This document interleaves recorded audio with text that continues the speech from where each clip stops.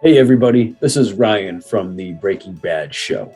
One of our missions here at Breaking Badge is to build a community and a support system for police officers who are considering making the transition out of their law enforcement career.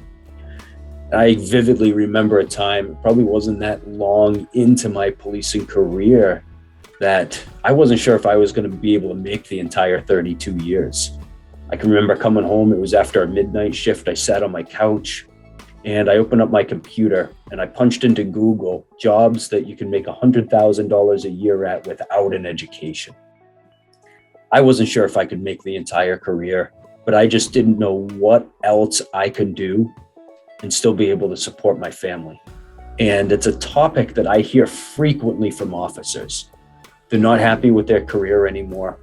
They wish they could go do something else. They just don't know what they can do, that they can still provide an income and support to their families that depend on them. So our guest today that we're excited to bring on has a very similar mission to ours. He's a former police officer, and he's now very successful in the private sector. And he started Law Enforcement Connect, which is to help law enforcement officers who are making the transition out. So Chad and I are excited to bring our friend John Saporsky onto the show today. And stand by, check out the show. And John's going to talk a little bit about the path that he took and what he does to help police officers who are working on making the transition out of their law enforcement career. We hope you enjoy the show. This is the Breaking Badge Show.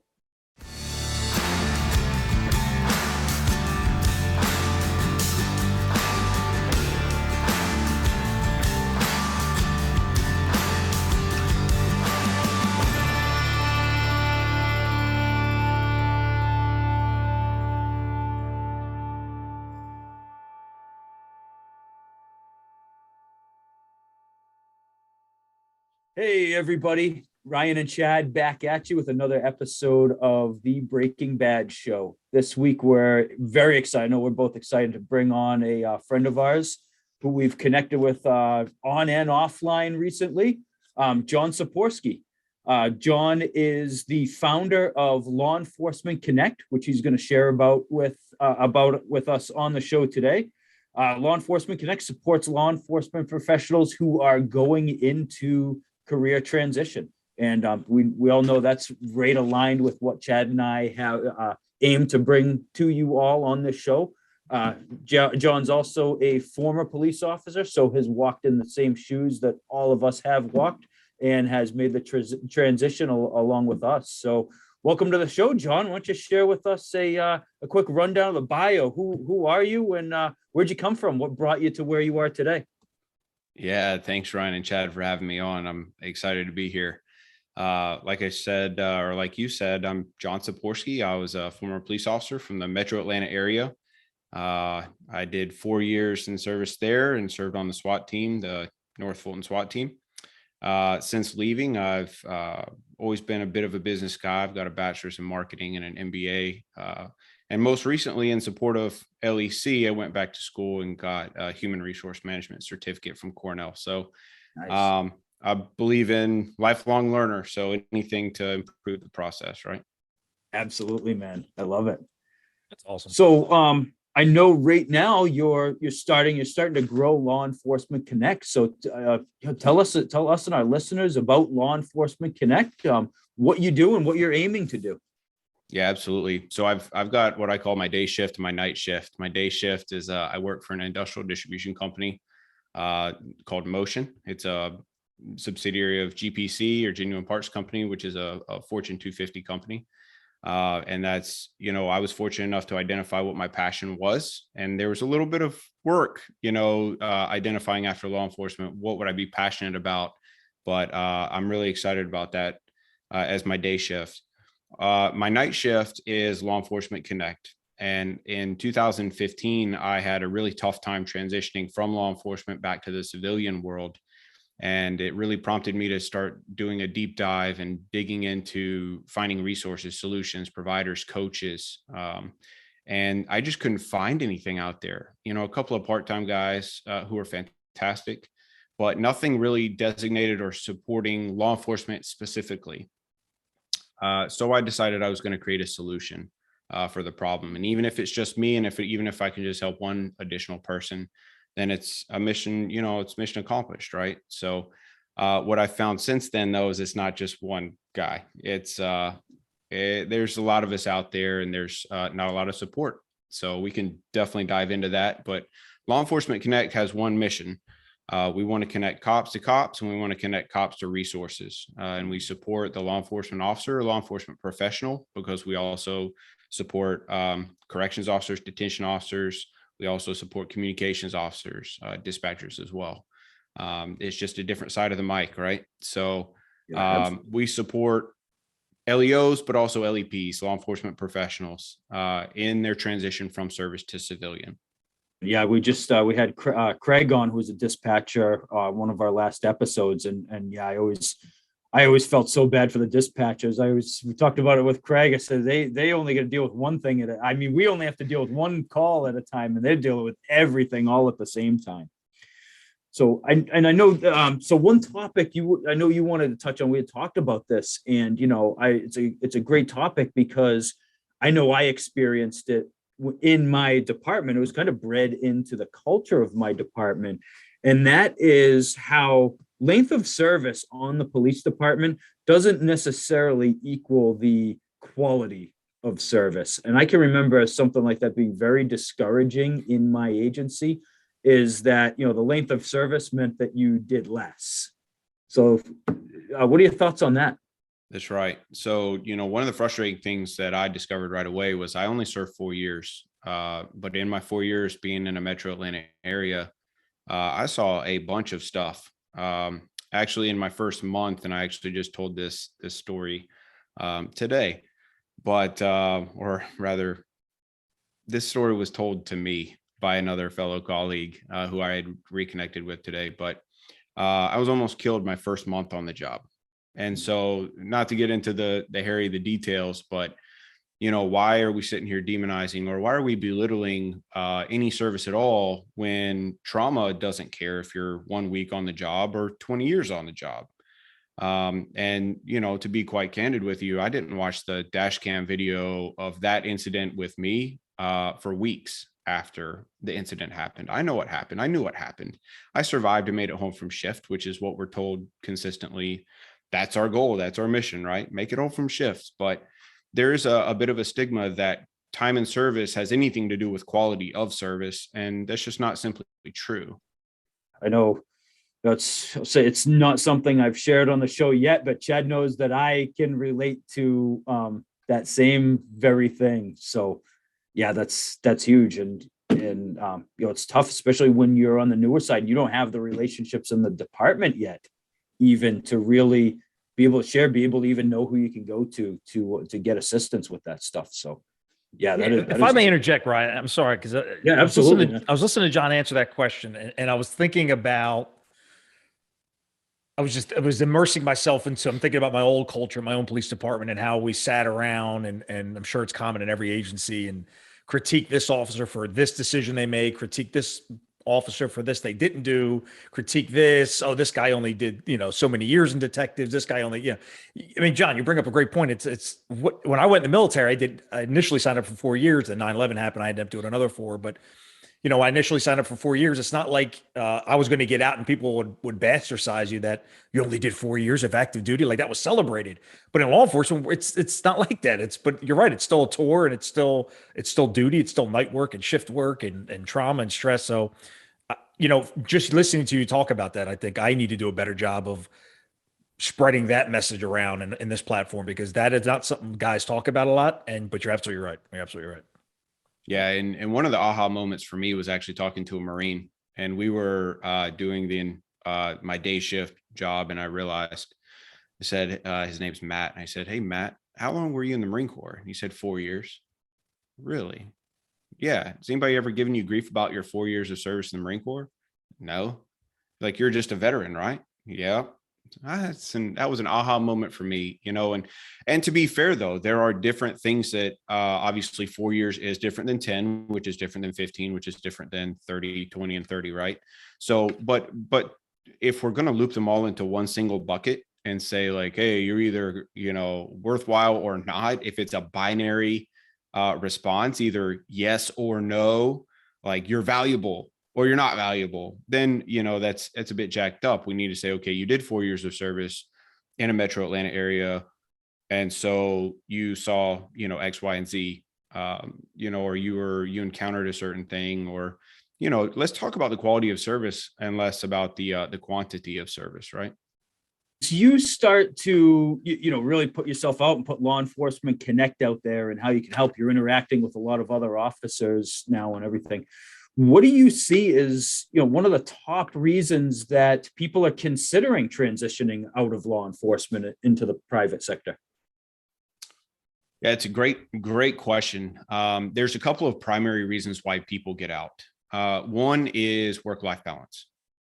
That was, for me, ultimately what it boiled down to was work-life balance. I was working a boatload of hours and I had a kid, and all of a sudden I was going to have to cut the EJs. I was on a SWAT team. So call outs and training time and all sorts of other stuff in court. I really enjoyed doing the DUI, the interdiction type stuff. And so, that comes with a ton of court time. So all of that to say my paycheck was going to take a gigantic hit as well.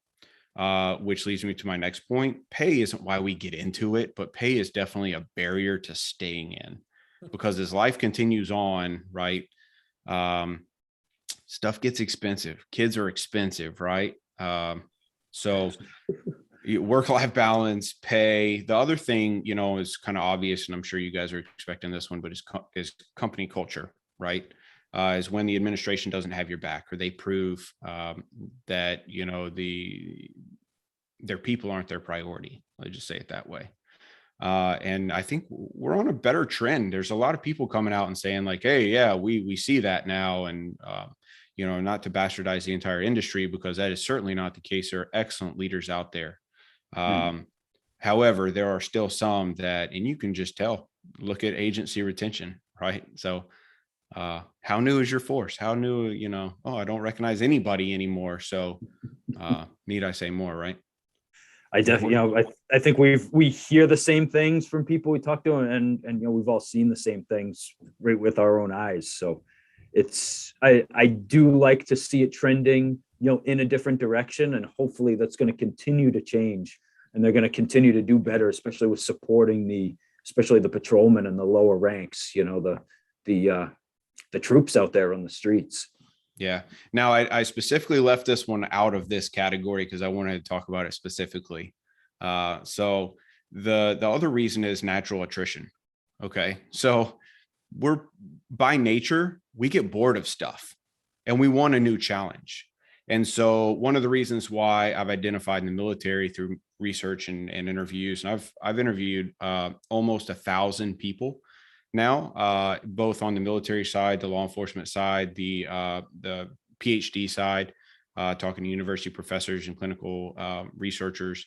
And one of the things that I hear constantly is that people just get bored, right? And in Brazilian Jiu-Jitsu, we have a thing called the blue belt blues, which is typically, to get a blue belt in Brazilian Jiu-Jitsu takes a lot of work and up to 2 years, roughly, but it is potentially, arguably, the toughest belt to acquire in any martial art, just because of the length of time. But the reason the blue belt blues exist, and then obviously the back end of the blue belt blues, is people quit after they earn their blue belt, because it was this like goal that like, I don't want to be a white belt, but it's really tough to get a blue belt. Now I got a blue belt and I really don't want to do it anymore. Right. And it's kind of the same thing with law enforcement. It's kind of the same thing with the military, is like, look, I'm just proficient enough where I'm not a rookie, but I'm not a subject matter expert either. I'm just good enough to not be new or an SME, right? And so you're competent, which brings a certain level of confidence, but that confidence brings boredom. And so naturally and inherently, especially with smaller agencies that don't have the large opportunities like in LAPD, NYPD, Chicago, Atlanta, right? Yep. You get a lot of these smaller agencies, which make up and encompass the majority of our law enforcement community. And you go, I don't want to sit on patrol. And there's only 3 sergeant spots available in the next foreseeable future, 12, 18, 24 months, right? And I know who's getting those because there's a good old boy system, or there's just somebody more qualified or more tenured, or whatever the case may be. And so you have natural attrition because people don't see a future in the career. And so there is a natural attrition that should also be fairly expected. It's just weird in law enforcement because we just all go into law enforcement thinking, oh, I'm going to serve 30 years. I'll be a chief one day. I'm going to be a captain. I'm going to be a chief. I'm going to stick it out for 30, right? Have a great pension, and I'm going to roll. But that leads me to my next point. Pensions aren't are widespread and broad anymore. I never had a pension. Right? A lot of the southern states don't have pensions. And it's becoming more and more common, which if you don't have a pension, I heard you guys say in your previous transition podcast that a pension was one of the reasons why you'd even consider sticking around. So, without the pension, without the promotability, being bored, looking for a new challenge, law enforcement is a bunch of alphas walking around, right? Where we want something to do. And so when you do get bored, typically we look for a new challenge internally first. And then if it doesn't exist internally, we start looking externally. That was awesome. And that was great. And that's one thing I definitely, for me, definitely played a part, I think. And, it's not something that we always look at, but I really can see how it worked for me is that, that boredom and that, that looking around, it's like, all right, well, I'm not getting over there. I'm not getting over there. I'm definitely not getting over there. What else is there? That boredom leads to the being disgruntled. It leads to being unhappy, which can lead to the depression, which can just overwhelm you with everything else going on, the stress of the job, traumatic incidents and everything. So that's just another key that just puts that pressure on people. What are some careers out there that are available for officers who may be considering a transition and employers that value the experience of a law enforcement officer? Yeah, so that's a loaded question. And the reason is because every career is a viable option for a law enforcement professional. The difference is in preparation, right? How willing are we to prepare ourselves for transition, first of all, and then for success in our potential and future careers later on. And just like we had to go through academy and then we had to go through FTO. And if you were a SWAT guy or DUI guy or motors guy, anything like that, you had to go through additional training to be competent and capable in that role, right? Even a lot of executives in corporate America now have to go back for their MBAs. They have to go back and prove that they are competent and capable to lead at that next level of a business organization. So, to answer your question, anything is possible, right? One of the things that law enforcement does extremely well is they prepare leaders, decision makers, right? I mean, if we break a leader down into a decision maker and we kind of break it down and say, hey, look, what is a person, if you could give me one person, right, who is not afraid to make in the face of difficulty or trouble or trauma, right? They're leading in a high stress environment, right? And they have to make a split second decision. And they are proven to be able to make a competent decision in that circumstance, right? I would argue that law enforcement is more prepared than even the majority. Let's just say it that. I'll leave it at that. I don't want to offend anybody, but law enforcement professionals are extremely capable. But preparation is key, and I'm sure you've heard it this way too. But success is when preparation and opportunity meet, right? And so that's what I coach to a lot of my clients is you're not going to stumble into something awesome, right? You might stumble into something good, but something great isn't typically and is usually intentional, right? You work for something, it's planned, it's thought out, it's identified early on, and then you chart a course to success. And then when the opportunity presents itself, you're ready to capitalize. And that was perfect. John might be the smartest person I know. I mean, he's breaking these things down. I'm thinking, man, like you have I can tell you're an intellectual man and an academic man. Man, there's some good points. It's a very linear yet comprehensive approach to transition.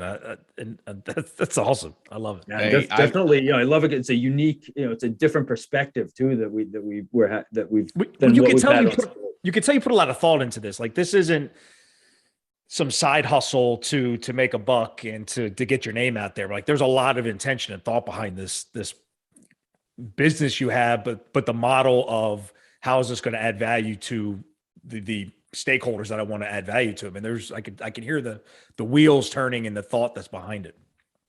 Yeah, and I appreciate you saying that, but I'm only as smart as my board of advisors, my closest, colleagues here, and I've got some smart guys. But one of my very first podcasts that I did after launching LEC was with DOL coach and with Scott Kinder and Angus Peacock. And Scott, just for reference, Scott Kinder is a former U.S. Army Green Beret who started a company supporting project management, financial training as well. And so I'm not here to pitch them necessarily, but they are a strategic partner of mine in LEC. So the reason I bring them up is because it's another resource. And so when we can figure out the resources that are available to us, then we can really leverage the experience that we currently have with what's out there to ultimately get us to our desired end result. And so DOL coach can provide first responders, all first responders, firefighters, law enforcement included both. They offer project management training that actually leverages and can potentially certify you based on your current experience. It's not you study this 800-page manual, although the PMP is a phenomenal opportunity as well, phenomenal certificate. But you should leverage your experience in project management because there's a lot of project management in law enforcement for sure. But yeah, so the one other thing I wanted to loop on top of that, if I may, is the identity piece, right? We really absolutely have to identify who we are today and who we want to be tomorrow. And so a lot of that has to do with, what direction. And the reason I'm piggybacking on that now is because, as you guys have previously stated in your podcast, a lot of it has to do with intentionality. A lot of it has to do with, both of you guys left law enforcement or entrepreneurially minded now, but you identified that before you left. You knew what you were getting into before you left. And so there was a specific and distinct plan that you created. Ryan, I remember you talking about getting your financial house in order, right? Hey, that's smart, right? Get your training, your certs, understanding which certs are required for the job. And that's really where LEC comes in, is we simply help you identify, right? The problem is you're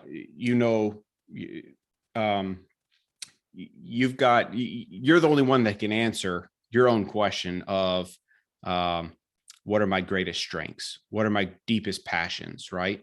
And obviously the benefit there is, the answer as well. So we just help you get you from point A to point B, asking the right questions, asking the tough questions, guys. I mean, we don't take anything personally, but we got to ask the tough questions if we want to see you thrive, right? And so if we hurt your feelings in the process, we don't intend to, but we've got to ask the questions, the whys, right?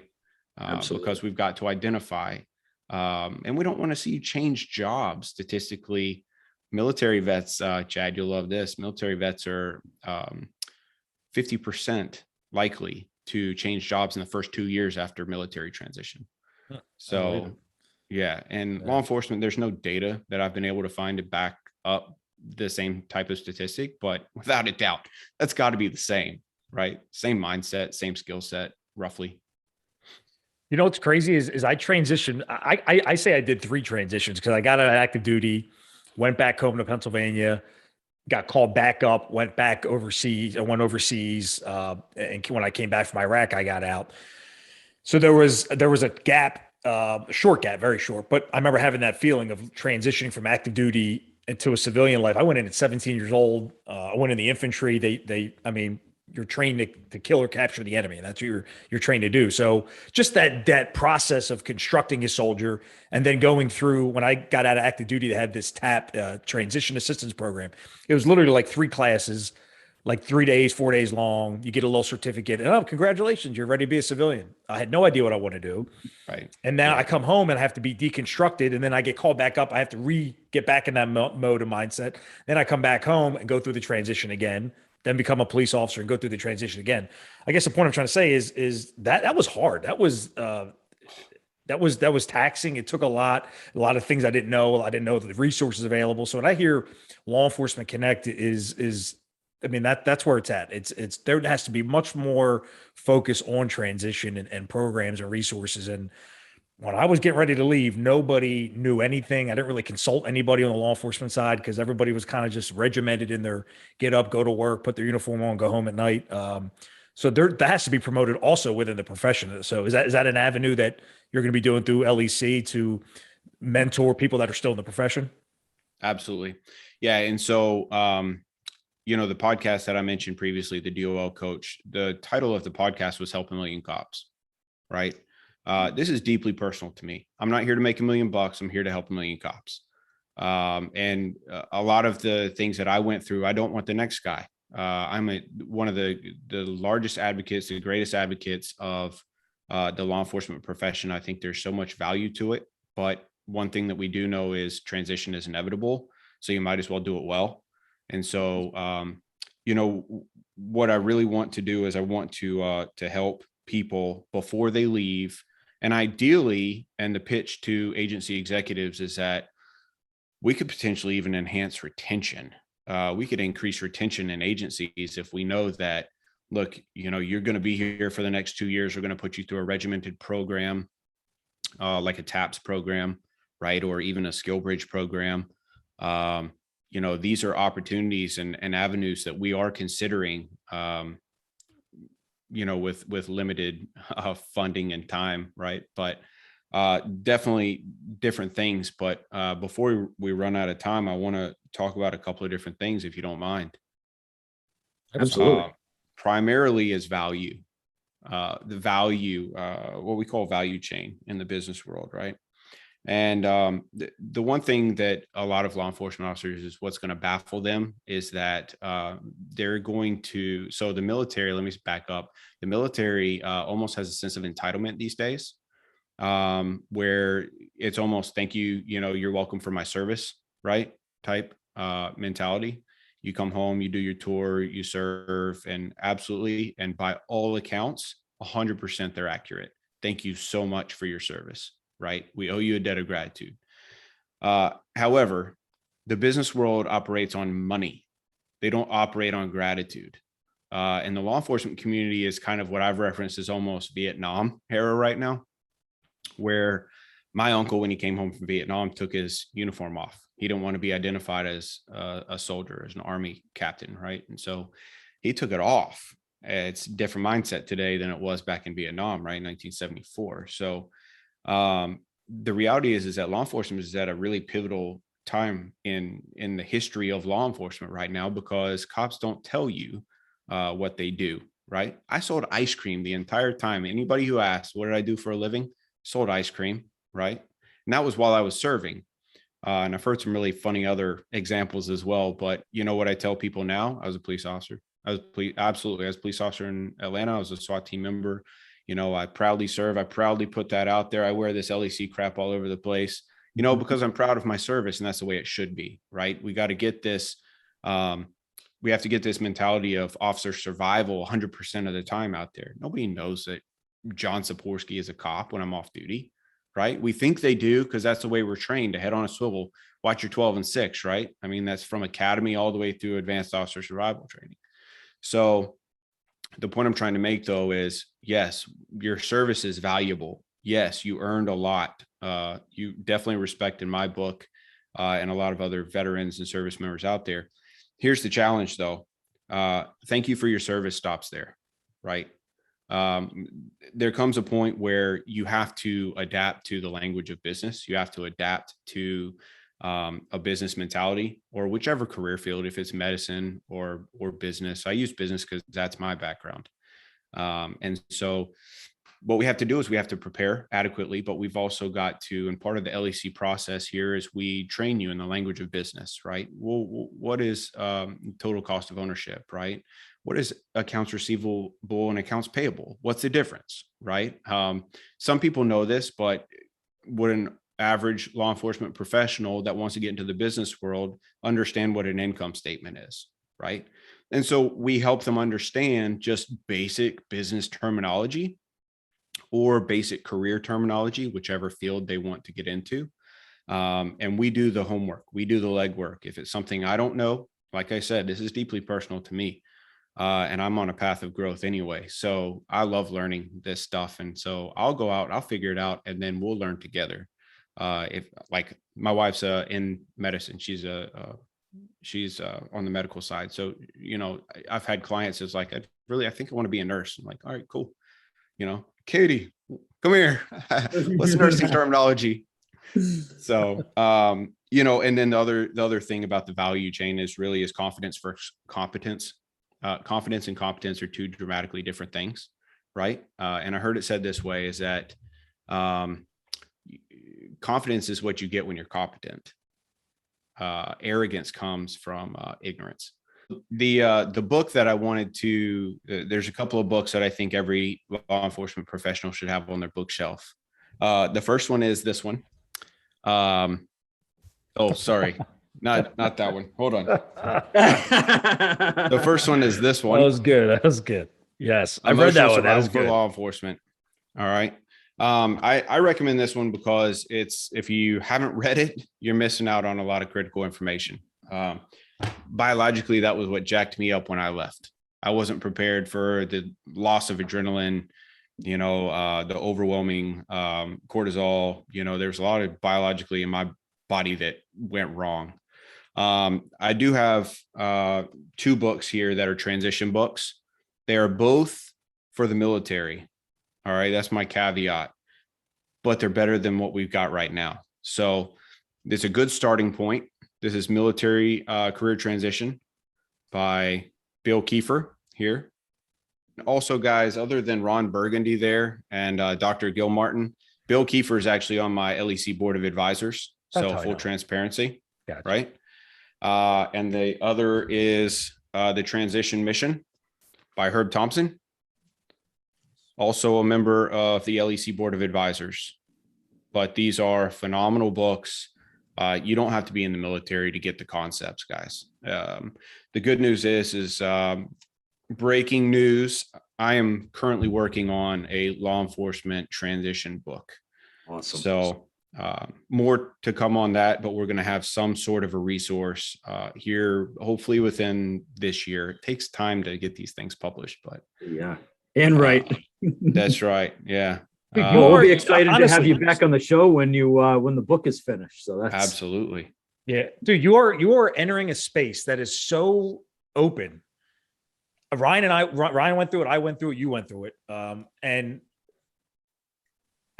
I'm blown away that there's such a gap for this, but I understand why that is. It's just, I'm thinking about it off the top of my head, how open this space is. And from an entrepreneurial mindset, a business mindset, I understand that if you have less competitors, how bad it is good for business, but the value of adding to a segment of population of law enforcement officers that have nobody really to go to. Other, you have coaches here and there, but to have a construct, to have a firm that is run by former cops that have been through the transition themselves, connected with high achievers that can help you transition well. I mean, dude, honestly, I think sky's the limit for LEC. I mean, we're going to be big fans and supporters. Thanks. Yeah, it's early on, my wife was always dogging me. She goes, "Why are you telling everybody like your secret? Why are you telling everybody about the business?" And my response always was, "I wish there was more people like me that are in this space." Right. And now the business guy out of me comes out and says, "Well, I wish there was competition because I need somebody to beat." Right. I need to be better than somebody else. So, no, guys, I really wish there was 42,000 veteran service organizations that supported the military and law enforcement, but unfortunately, there's just a handful of us out there. And so LEC, the way that we support is we support the one-on-one coaching, right? Like we've talked about already today. I do have an offering where I will go into an agency and we'll discuss opportunities to start a training program where transition, the pitch essentially is this, is if you really truly care about your people, you care about recruiting and retaining, but you also care about retiring as well. So, and so, Love that.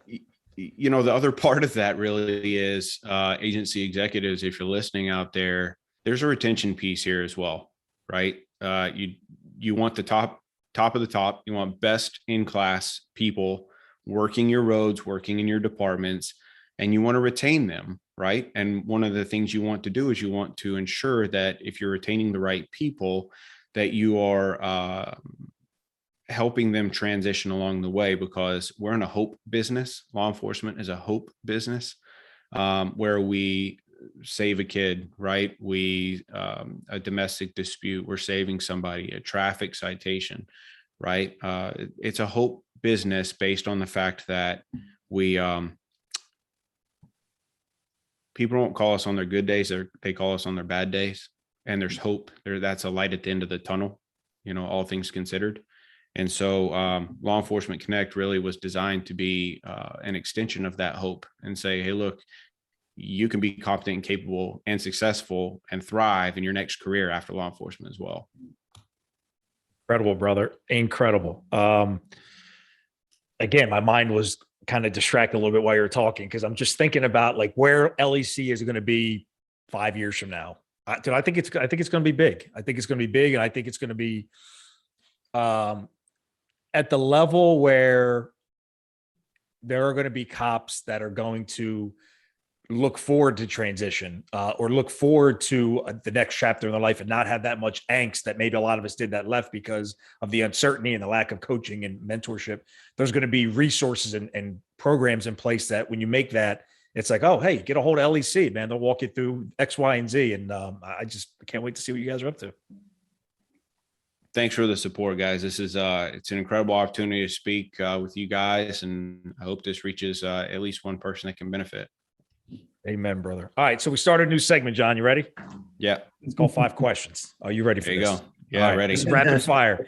We're doing this now. We just started, Ryan and I, because we want to add a little spice to the show, get our guests to get their personality out there so people can know them. Oh, and, man. I'm a branding. You said you were marketing your bachelor. Yeah. I took some branding courses. Like I love the personal branding and likability. And I think that's good from, to get people interested in John Saporsky and LEC. So you ready? 5 questions. Yeah, let's go. All right. Favorite food? Pizza. Secret talent people don't know about you? I can do a backflip. Oh, that's pretty good. Wow. All right. That's crazy. All right. If you're on a desert island, you can only have 1 or 2 things, not counting your family. What would you have? A shovel. A shovel. An e-tool. An e-tool. All right. All right. I like it. If you could meet one person from history and hang out with them for the day, who would it be?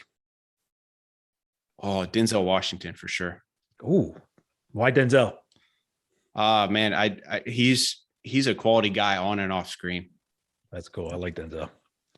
All right. You said your wife's Katie? Is that what her name is? Katie. Yeah. All right. You and Katie are off, kids in bed, no plans whatsoever. What are you guys doing on like a Friday or Saturday night? Yeah, we got 3 kids. So couch. more than likely I'm reading or watching some binge TV or something with maybe a glass of wine, a bourbon, something like that. Oh yeah, bourbon. Very good. And I usually go into my book recommendation, but you had the jump on me with that, and you had some phenomenal books. Definitely going to pick up the Ron Burgundy book. Got to, man. I saw Chad writing too. We're making the notes of all of those. I was. We're always looking for good stuff to read, man. So those were some awesome recommendations for us and our listeners. Absolutely. John, you're going to come back on when you're big time. You're going to grace us with your presence. Would you do that for us? Brother, I'm pulling you with me. All right, there we go. I love it. Love it. Thanks so much, guys. Yeah, it's been awesome having you on, man. Awesome getting to connect and get you out to our listeners, introduce you and what you're doing to as many new people as we can, man. And before we wrap up, just where are the different places that people can connect with you online? Absolutely. So it's lawenforcementconnect.com. And we do have a presence on LinkedIn. Beautiful. Awesome, man. Well, like we said, it's been an awesome having you on. Awesome conversation, man. And I know I speak for Chad and I both in saying we can't wait to see what Law Enforcement Connect is going to do for military veterans and police and first responders out there, man. It's going to be incredible. Go support this man and this company. Come on, go follow him, subscribe, send them money, whatever you got to do to donate to the cause. Yeah, let's donate to the cause, guys, for sure. Ryan and Chad, thanks so much for having me on. Thanks, Sean. Thanks, All the John. best, buddy.